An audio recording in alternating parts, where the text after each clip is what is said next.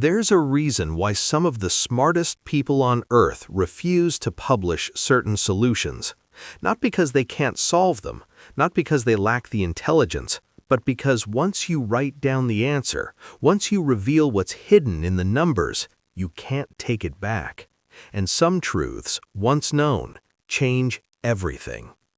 What if I told you that scattered across the landscape of mathematics are equations so dangerous, so incomprehensibly complex, or so fundamentally disturbing that mathematicians either can't touch them, won't touch them, or have tried and walked away?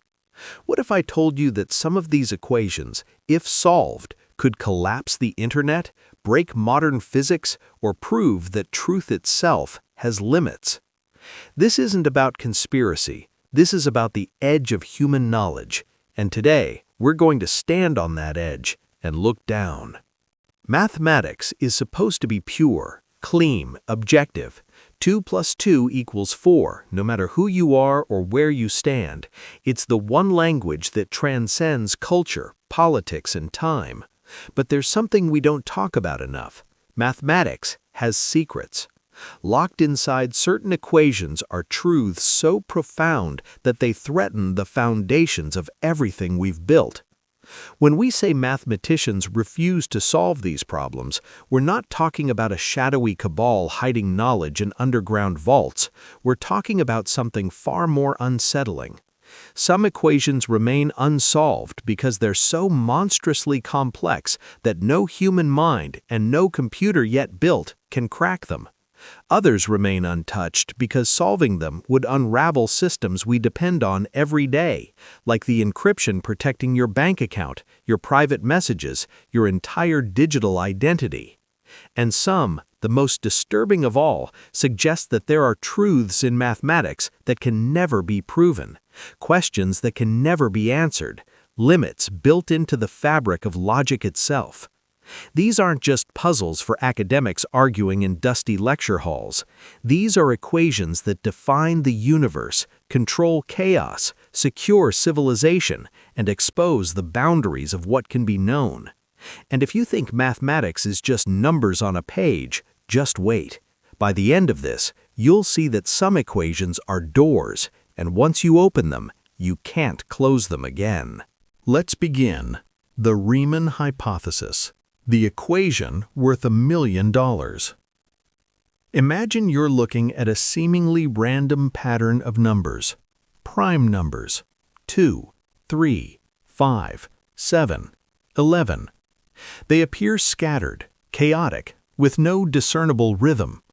Mathematicians have been obsessed with primes for thousands of years because they're the building blocks of all other numbers. Every whole number can be broken down into a unique combination of primes. They're the atoms of mathematics. But here's the problem. We have no idea how primes are distributed. They seem random, but are they? Is there a hidden order? In 1859, a German mathematician named Bernhard Riemann proposed a hypothesis that, if true, would unlock the secret pattern of prime numbers. It's called the Riemann Hypothesis, and it's one of the most important unsolved problems in all of mathematics. So important that there's $1 million prize waiting for anyone who can prove it. Here's the equation, or rather the idea behind it.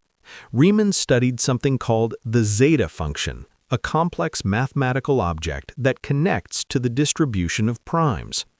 He proposed that all the non-trivial zeros of this function lie on a specific line in the complex plane, a place where numbers have both real and imaginary parts.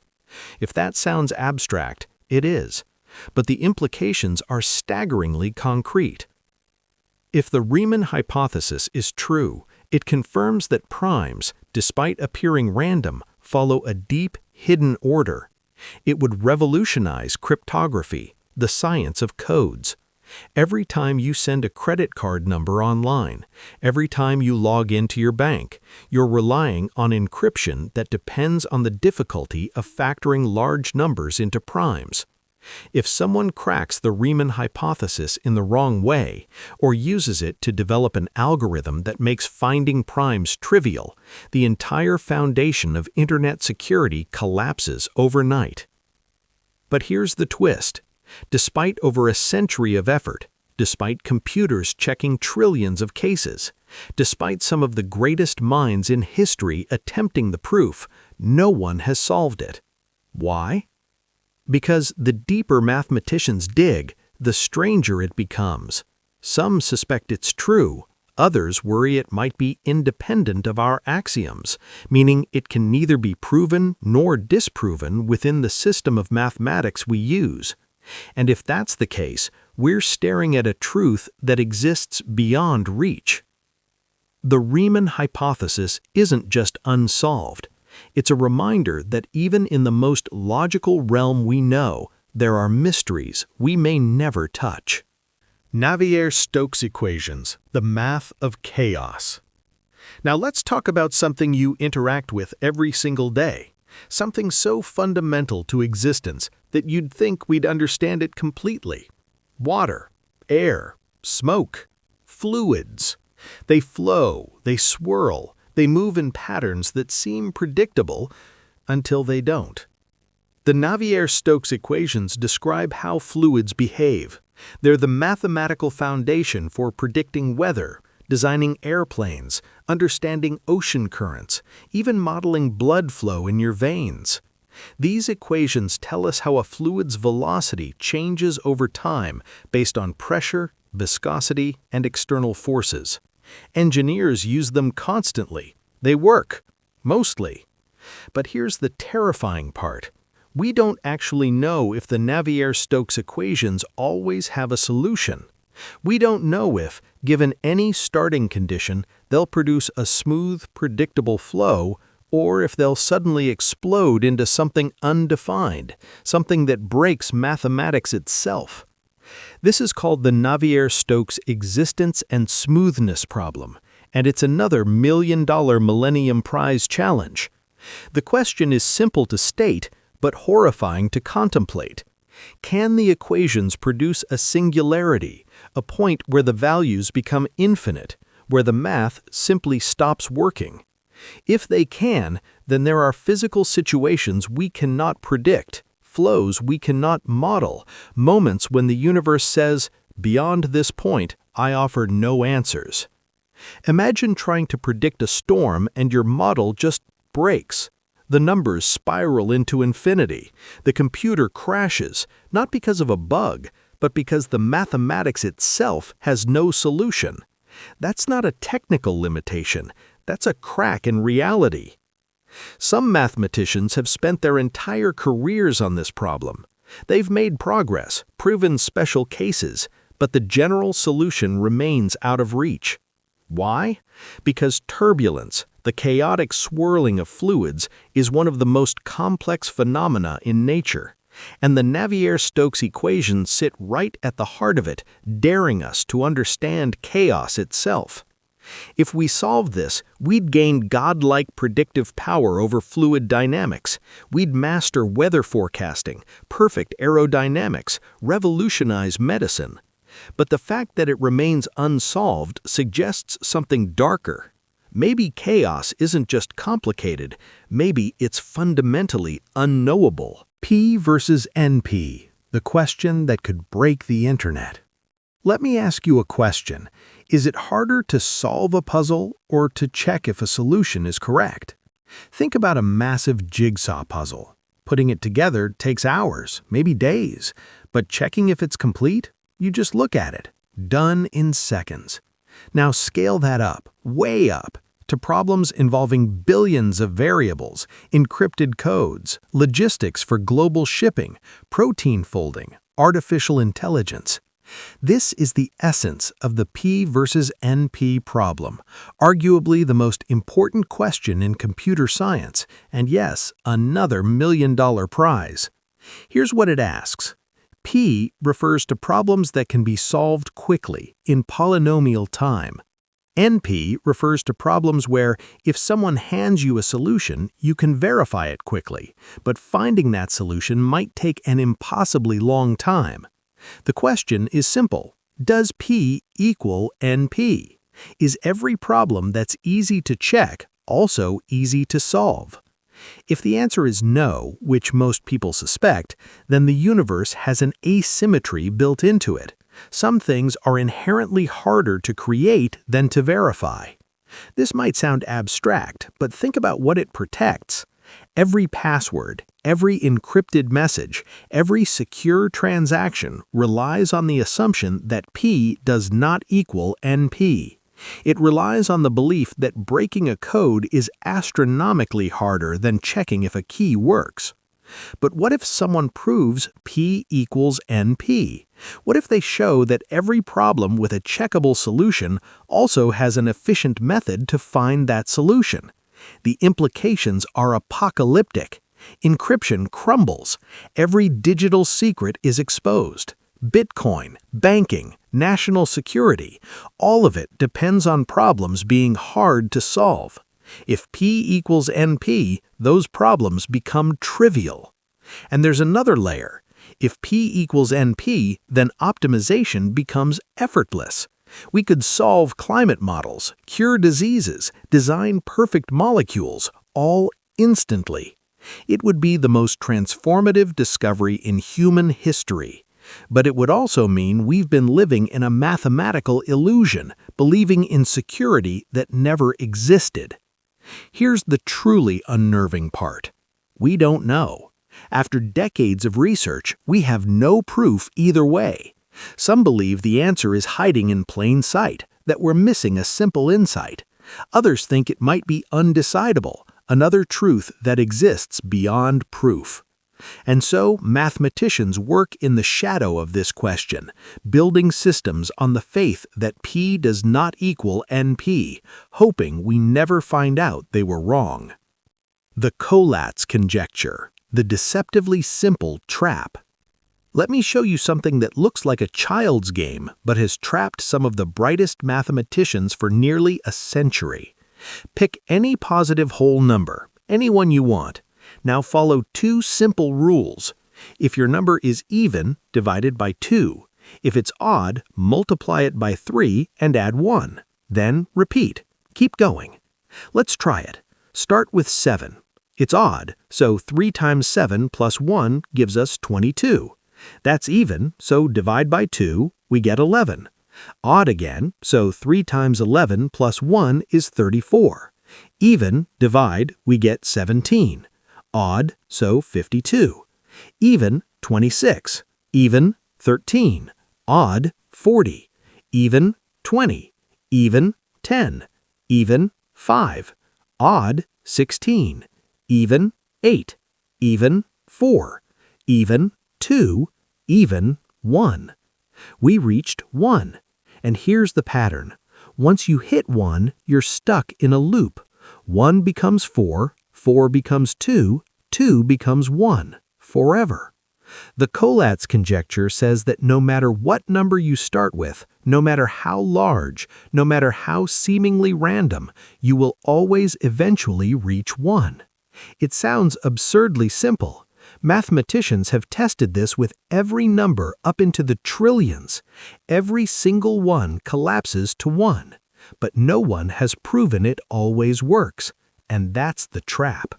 This problem looks innocent. It looks like something you could solve in an afternoon, but people have spent lifetimes on it and made zero progress. Paul Erdos, one of the most prolific mathematicians in history, once said, "Mathematics is not yet ready for such problems." Think about that. A problem so simple a child can understand it, yet it sits beyond our most advanced mathematical tools. Why?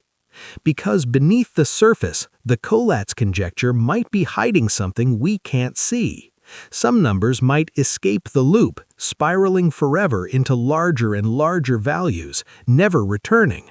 Or worse, the answer might depend on properties of numbers so deep, so fundamental, that our current mathematics can't even formulate the proof. And here's where it gets personal. Mathematicians talk about the Collatz conjecture the way sailors talk about the Bermuda Triangle. Get too close, spend too much time on it, and it will consume you. Careers have stalled, obsessions have formed, because it teases you, it whispers, just one more insight, just one more pattern, but the pattern never comes. The Collatz conjecture remains unsolved not because it's complicated, but because it exposes a terrifying possibility, that simplicity and solvability are not the same thing, that there are truths hidden in plain sight that we will never reach. Gödel's incompleteness theorems, the death of certainty. Everything we've talked about so far assumes something fundamental, that if a mathematical statement is true, we can prove it, that given enough time, enough intelligence, enough effort, we can unlock any secret mathematics holds. But in 1931, a young Austrian logician named Kurt Gödel shattered that assumption forever. Gödel didn't just solve a problem, he proved something devastating. He proved that in any sufficiently complex mathematical system, there are true statements that cannot be proven within that system. Let me say that again. There are truths in mathematics that are true, provably true in some external sense, but unprovable using the rules of the game. Imagine playing chess and discovering that there are winning strategies you can never demonstrate using only the rules of chess. That's what Gödel showed. He constructed a statement, a mathematical sentence, that essentially says, this statement cannot be proven. If the statement is false, then it can be proven, which means it's true, a contradiction. So it must be true. But if it's true, then by its own declaration, it cannot be proven. Checkmate. This is Gödel's first incompleteness theorem. It means mathematics is incomplete. No matter how many axioms you add, no matter how you restructure the foundations, there will always be truths beyond reach. And his second incompleteness theorem is even worse. It says that no consistent mathematical system can prove its own consistency. Mathematics cannot verify that it won't contradict itself. Think about what this means. We build our understanding of the universe on mathematics. Physics, engineering, computer science, all of it rests on the assumption that math works, that it's consistent. But Gödel proved we can never be certain. We're building on faith. This isn't just an academic curiosity, it's a philosophical bomb. It means there are limits to knowledge itself, not because we're not smart enough, not because we lack the tools, but because the universe of logic has boundaries. Some questions don't have answers. Some truths are forever silent. And here's the haunting part. We don't know which statements fall into this abyss. The Riemann hypothesis might be one. P versus NP might be another. They might be true but unprovable, floating in Gödel's shadow, taunting us with their inaccessibility.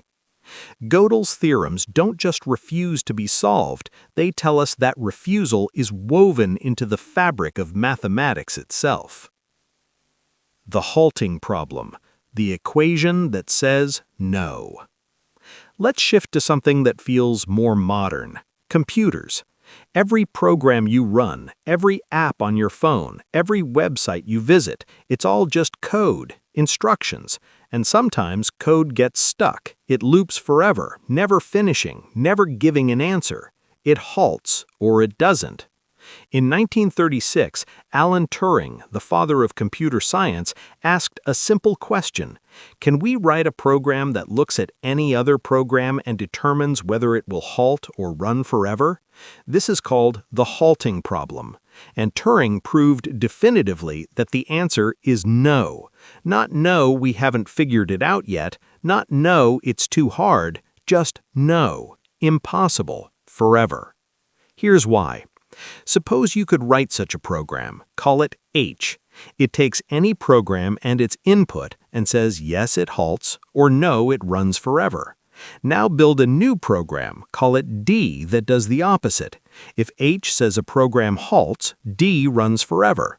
If H says a program runs forever, D halts. Contradiction. So H cannot exist. The halting problem is unsolvable, not in practice, in principle. This means there are limits to what computers can do. No matter how fast, how advanced, how intelligent our machines become, there are questions they will never answer. And since modern AI is built on computation, since we're racing toward artificial general intelligence, this sets a hard ceiling. There are thoughts, solutions, truths that no algorithm will ever reach. But it gets worse. The halting problem is Turing complete, meaning it's as hard as any computational problem can be. So any question that's at least as hard as the halting problem is also unsolvable. How many such problems exist? Infinitely. We're surrounded by mathematical walls we'll never climb. Turing's proof is elegant, ironclad, and merciless. It says some equations don't just refuse to be solved, they refuse to allow the question. And every time you see a program crash, every time your computer freezes, you're staring at the edge of the halting problem, that unsolvable void where mathematics says, no further. The Yang-Mills mass gap, the equation holding reality together. Now let's go deep into the fabric of reality itself. Everything around you, every atom, every particle is held together by forces: electromagnetism, gravity, and two others, the strong and weak nuclear forces. These forces are described by quantum field theory, one of the most successful theories in physics. And at the heart of that theory is something called Yang-Mills theory. Yang-Mills theory explains how particles interact through force-carrying fields. It's the backbone of the Standard Model, the most accurate description of particle physics we have. But there's a problem, a deep unsolved problem called the Yang-Mills mass gap. Here's the question.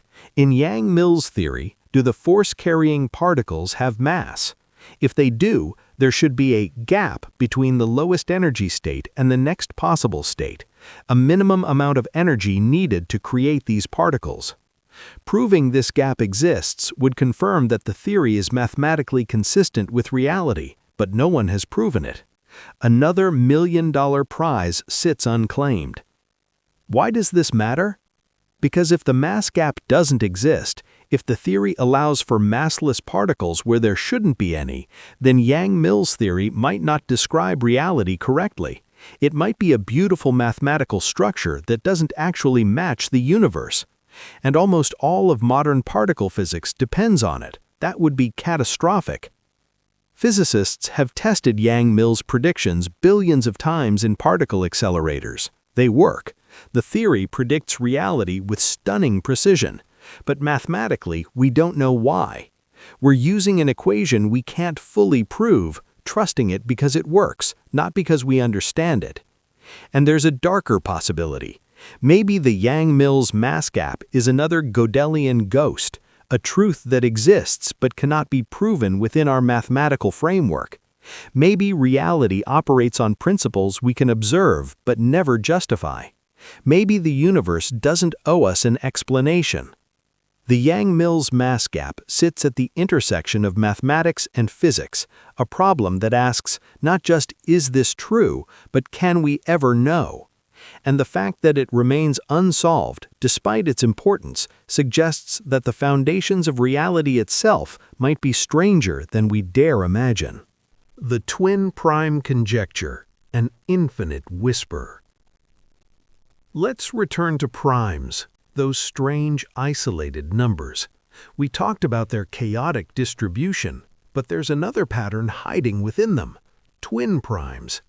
Pairs of primes separated by exactly 2, 3 and 5, 5 and 7, 11 and 13, 17 and 19. They appear throughout the number line, these mathematical siblings, forever linked by their spacing. The twin prime conjecture says there are infinitely many such pairs. No matter how far you count, no matter how large the numbers become, you'll keep finding twins.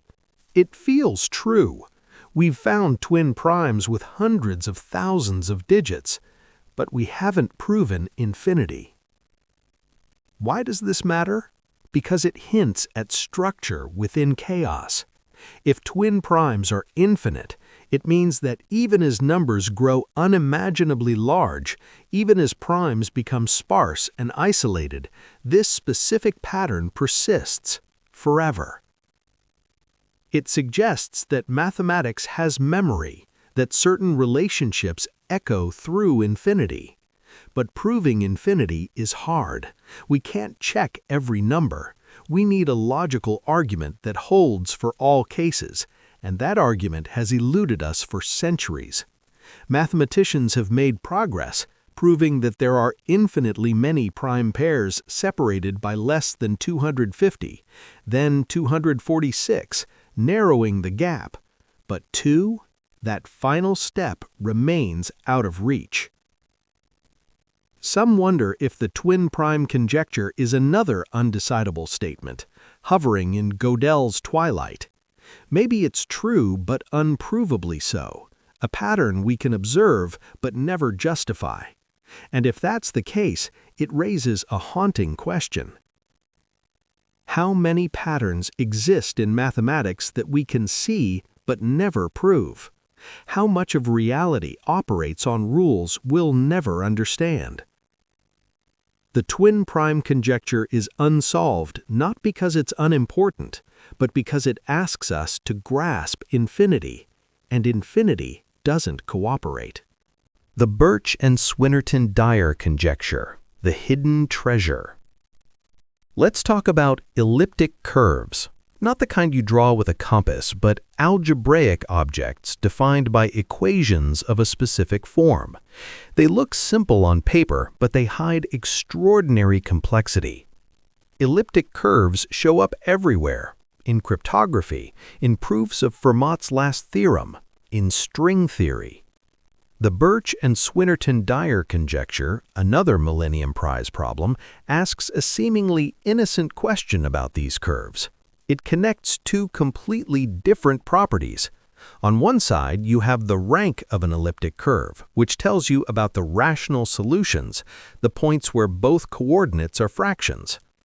On the other side, you have something called the L function, a complex analytic object related to how the curve behaves. The conjecture says these two things are deeply connected. Specifically, the rank of the curve equals the order of vanishing of the L function at a special point. If that sounds like gibberish, don't worry. The key is this: the conjecture bridges algebra and analysis, two different worlds of mathematics, suggesting they're secretly the same. Why does this remain unsolved? Because elliptic curves are deceptively subtle. Small changes in the equation produce wildly different behaviors. Some curves have infinitely many rational points. Others have only a few. We've verified the conjecture for countless examples, but proving it in general requires tools we don't have. If proven true, it would revolutionize number theory. It would give us a way to understand solutions to equations we currently can't touch. But if it's false, if there's even one exception, it would shatter decades of assumptions and send mathematicians back to the drawing board. The Birch and Swinnerton-Dyer conjecture sits in the shadows, too technical for most to grasp, yet foundational for those who work in its realm. And the fact that it resists proof suggests that mathematics still holds treasures we haven't learned to see. The ultimate truth. Are some equations unsolvable by design? We've journeyed through some of the most haunting unsolved problems in mathematics, equations that guard the secrets of primes, fluids, computation, reality itself. But now we need to confront the most unsettling question of all. What if some of these equations aren't just unsolved? What if they're unsolvable? Not because we're not clever enough, not because we lack technology, but because the universe has placed them beyond reach forever. Gödel showed us this is possible. His theorems prove that mathematical truth is larger than mathematical proof. There are more true statements than we can ever demonstrate, which means somewhere in the landscape of mathematics there are equations, conjectures, problems that are true but will never be proven. They exist in a twilight zone, observable, testable, but forever unjustifiable. And here's what that means for everything we've discussed. The Riemann hypothesis might be unprovable. P versus NP might be undecidable. The Navier-Stokes equations might have solutions that exist beyond logic. These aren't failures of human intelligence, they're boundaries built into reality. Think about what that does to us. We're creatures who crave answers. We split the atom, mapped the genome, photographed black holes. We've conquered so much. But mathematics is telling us there are limits, final limits, and we might already be pressing against them. Some mathematicians find this comforting. It means there will always be mystery, always something beyond. Others find it maddening. How can a statement be true but unprovable? How can we know something without being able to know it? But maybe that's the point. Maybe the universe isn't obligated to be knowable. Maybe truth and proof are not the same thing. And maybe, just maybe, the equations that refuse to be solved aren't hiding secrets, they're protecting something, a boundary, a line we're not meant to cross. The lingering question. So here we are, standing at the edge of human knowledge, staring into equations that won't yield, problems that won't break, truths that won't speak. We've built our civilization on mathematics, trusted it to be the one constant, the one certainty. But the deeper we dig, the more we realize it has limits, and those limits might be closer than we think. If P equals NP, our digital world collapses. If the Navier-Stokes equations have no solution, chaos wins. If the Riemann hypothesis is unprovable, we're encrypting our lives on faith. And if Gödel was right, and he was, then there are truths we will chase forever without ever catching them. But here's the real question, the one that should keep you awake tonight. If there are equations mathematicians refuse to solve, problems that sit unsolved not because they're hard but because they're impossible, what else is out there? What other boundaries exist that we haven't found yet? And what happens when we do? Because every time we solve an equation, every time we crack a code, we change the world, sometimes for the better, sometimes not. And maybe, just maybe, some doors are meant to stay closed. So the next time you see a mathematician staring at a board covered in symbols, lost in thought, remember this. They might not be trying to solve the equation, they might be deciding whether they should. And that might be the most important calculation of all.